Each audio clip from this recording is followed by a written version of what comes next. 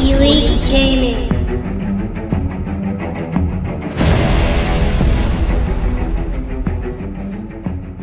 How you doing, guys? It's Andrew at EliteGamingHQ, and in this video we're going to tackle a subscriber question on a $650 to $700 computer build. Before we get into the video, I just want to let you guys know, in case you're interested, that one of my Corsair Spec 01 computer builds is for sale still on my Amazon store. I have one left for the rest of the month. This is a good gaming computer with 8-core processor, 240 gig SSD, a GTX 1050, Corsair RAM, EVGA power supply, all good components. I'll put the link in the description just in case you guys are interested. Go check it out.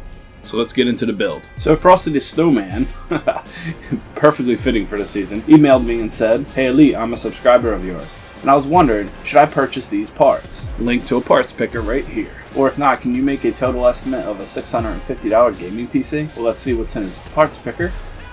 Okay, so first I'd like to say that this is actually a really solid computer. I really like how he has a GTX 1060, that he was able to fit that in his budget. He has an EVGA power supply, which is also awesome. 2 terabyte hard drive, which is cool, especially since you're only getting it for 50 bucks. I personally like to go with an SSD and a 1 terabyte, but hey, I can't knock your decision, that's pretty good. 16 gigs of RAM, MSI gaming motherboard. The case is all personal preference. You must like the deep cool case, which is cool. And the i3-6100, which is a very good processor for gaming, especially on a budget. But I would like to make some suggestions, maybe to change this build around a little bit, especially for the money that you're paying. So the first thing I would do is I would drop the cooler. You really don't need a cooler for a locked processor. You can overclock it, but there's no real point. The box comes with a cooler and it's going to suffice just for the 6100.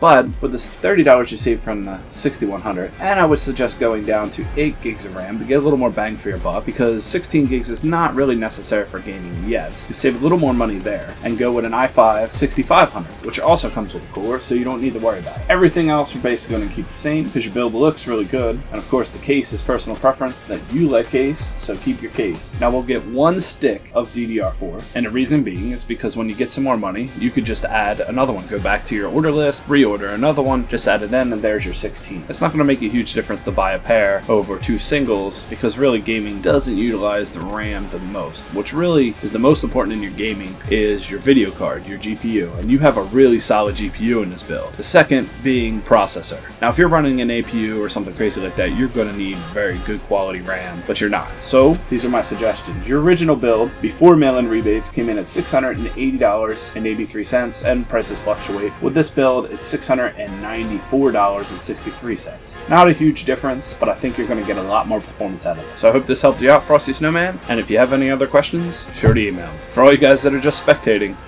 thanks for watching. This is Andrew at Elite Gaming HQ. Thanks, guys.